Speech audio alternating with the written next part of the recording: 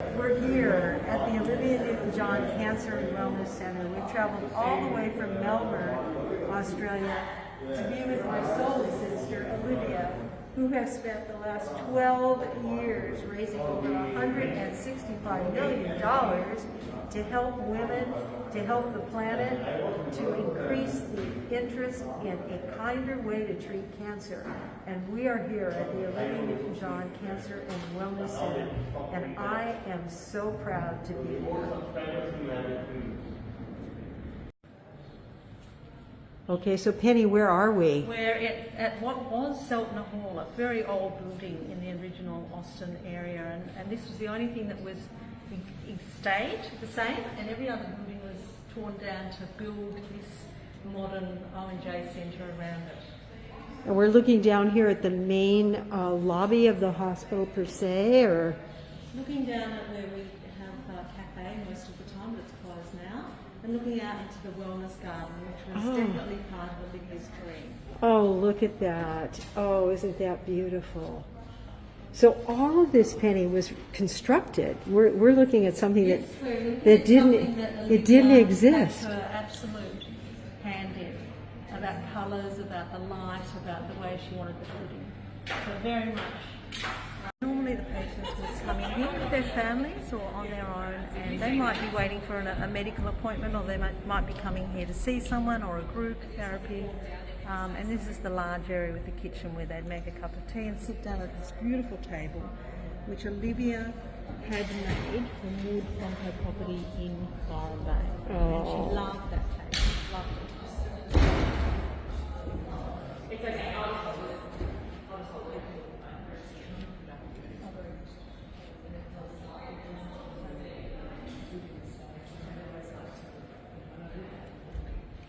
All the colours and all the way in which it's designed has been, Olivia had a hand in. Michael was telling me today that there's an option to get rid of those windows up there, but Olivia said they must stay. Those beautiful old stained glass windows. So she wanted them to come in, she wanted to feel homely, they wanted to feel like they're in a lounge room. And patients generally do feel that. They feel like it's their space, not a clinical space. Smaller rooms are lovely rooms to relax, and sometimes people come down from the wards with their family and they can stay in here and have a private area, or sometimes they come to see a psychologist, or sometimes they come to have a massage in these two rooms down here. And wonderful. Acupuncture. Can I do this and walk down here and show them? Yeah. So this would be the Massage room. wow, and look at the light. The light is. She was very keen on bringing in nature and having that opportunity to feel this wonderful sense of life and being. It's just gorgeous. I can tell you from all of my years of knowing Olivia and my husband in architecture, this is her. Yeah. I mean, Penny, this is really Olivia. It's the colors she loves. Yeah, we really feel it's everything is just so beautiful. Yeah. So these are beautiful hand knit caps, and I assume that this is a wonderful way in which women come in, and those who've gone through chemo or radiation can pick their hat. So they're donated by many lovely people who would knit them in the community, and then they bring them in, and then they're just here for anyone who would like to take one, who is going through chemotherapy. And in the summer this is our winter, but in the summer we have lots of summer light ones, and then the winter they're we put out the beautiful. knitted They're ones. so beautiful and decorative, and also the brilliant colors that only people in Australia seem to adore. Yeah. I adore them too. Okay, and now it looks like we're in a music room. Well, this is a group room, and so we do art therapy. We have an art therapy studio, usually here on this day, but we've had to move it because of the filming. We have a music therapy here.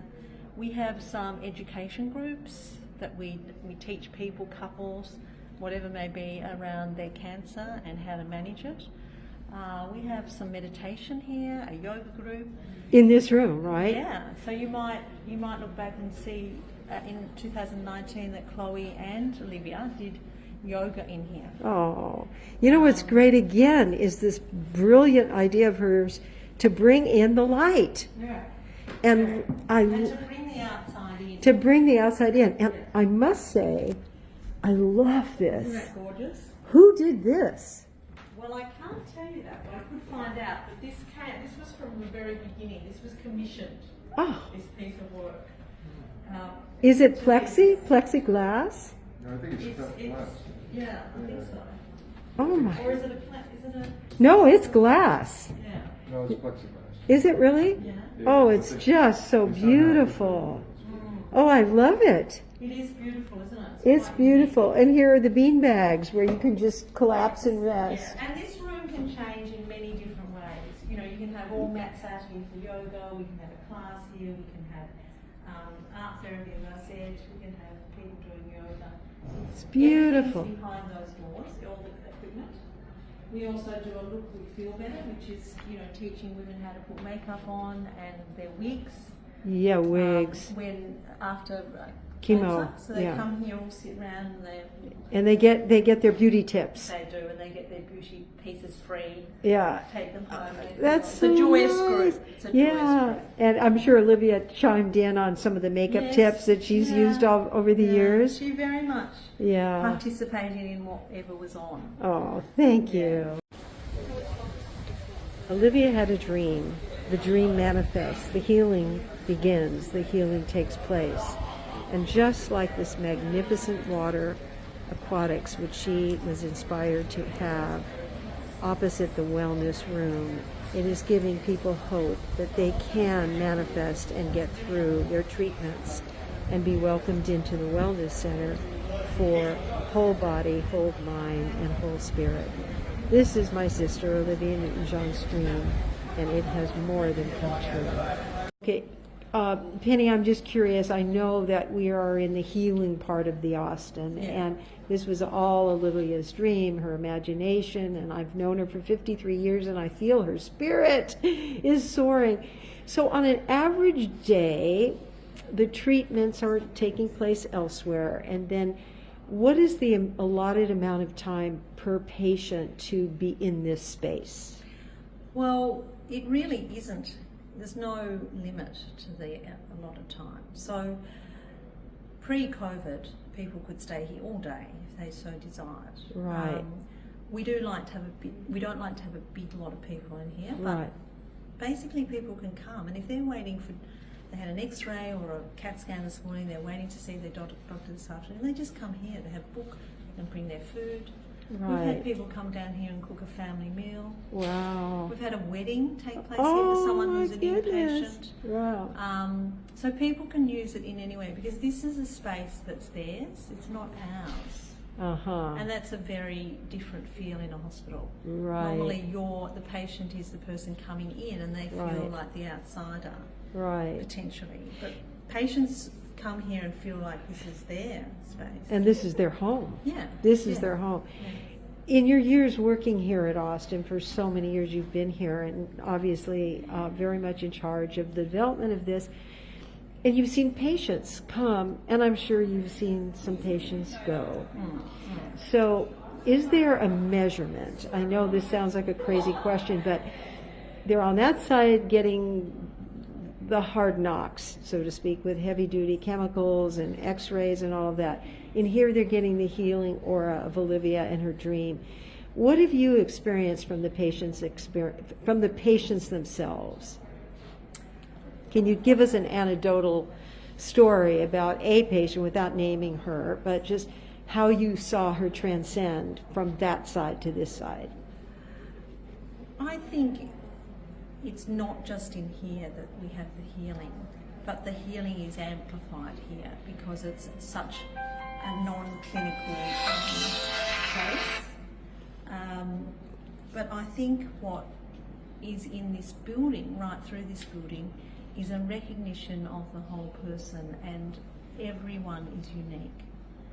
So we all believe that on the wards, in the outpatients, in day chemotherapy. It's a culture of caring and acknowledging each person as their own person. They're not a number. So that happens across the centre. And then here is where people can come and just, I guess, relax away from the clinical environments, you know, that you came through, that you walked through as we came through our Right. patients. But they can also, if they're feeling like talking to one of the staff, where they're available, if they feel like talking to someone who's going through the same experience, that just happens Naturally in here, yeah, And as sitting- opposed to the other side. Yeah, they're sitting in a chair opposite Right, each it's other. wonderful. And we see that, that connection with other people and other patients as a really enriching experience for people. So I have patients, and I saw them on Sunday, they were at the memorial, a group of patients who came here for art therapy for about 2 years while they were undertaking their treatment. They were very unwell. They had stem cell transplants, Wow. which have saved their life. And they've now formed their own group, and they meet outside. They are so strong together. They Oh, are that's wonderful. They are so determined to live life to the fullest, and Yeah. they care for each other. And some of the people in that group have now been diagnosed again, a little bit like Olivia. You know, Yeah. they've been well, then they've had it recur. Right. And that group is still giving them this incredible enrichment and strength. It's great. And so now we see the beautiful Irene Newton-John, the mother of Olivia, and we see the entire family. This is the wall of remembrance. The entire family has passed on now, and they're all together. There's you, and there's Irene, and there's Rona, and here's Rona again. This family portrait is absolutely amazing. At the very top is Bryn, the father who had produced this wonderful family. More great pictures here. And you can see the likeness of Olivia's beautiful face right here in the eyes of her mother. And more importantly, if we look all the way up at the top, the genetic history that streams all the way from Nobel laureate Dr. Max Born, who was Olivia's grandfather. Can you imagine having a Nobel laureate for a grandfather and coming down here? We can just see some of the most amazing family pictures, and the inspiration for Olivia's photography really began with Irene, her mother. We spent most of the morning today in the National Botanical Garden and really felt her presence. And here, up here, we see Max Born again with his beautiful wife, which we haven't seen too many pictures of Hedwig, but that's Max and Hedwig. I'm not too sure of these two people, but again, the wall of remembrance for the family of Newton-John.